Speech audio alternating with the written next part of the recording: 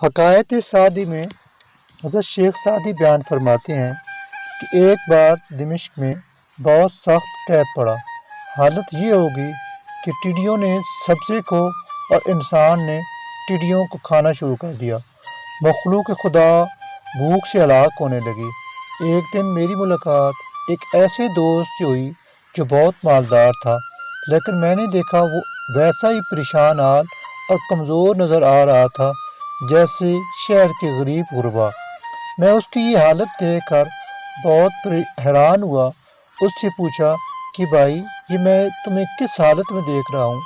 وہ بولا، اے سعدی، کیا تم اس بات سے بے خبر ہو کہ قحط کے باعث مخلوق خدا تباہ ہو گئی ہے؟ میں نے کہا، میں جانتا ہوں، لیکن قحط کا تم پر کیا اثر پڑ سکتا ہے؟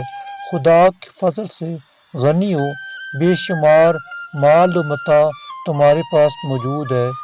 میری یہ بات سن کر میرے دوست نے آہ بھری اور کہا، اے سعدی، کسی حساس آدمی کے لیے یہ بات کس طرح ممکن ہے کہ وہ ارد گرد کے لوگوں کو بھول جائے اور صرف اپنی ذات پر نظر رکھے؟ کوئی شریف آدمی کسی کو دریا میں ڈوبتے ہوئے دیکھ کر اطمینان سے کھڑا نہیں رہ سکتا۔ بے شک میں بھوک پیاس سے محفوظ ہوں، لیکن دوسروں کے غم نے مجھے ہلاک کر دیا ہے۔ اگر کسی کے عزیز قید کر دیے گئے ہوں تو وہ باغ و بہار میں مصروف نہیں رہ سکتا۔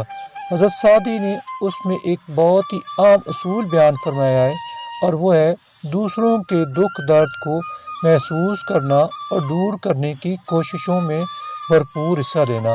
غور کیا جائے تو روئے زمین کا سب سے بڑا فساد خود غرضی اور نفس پرستی ہے۔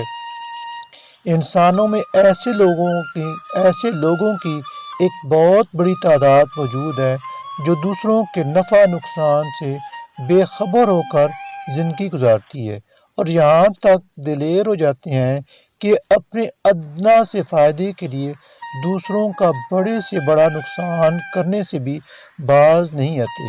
اگر ہر شخص حضرت سعدی کے اس حساس دوست جیسا بن جائے تو دنیا جنت کا نمونہ بن جائے گی۔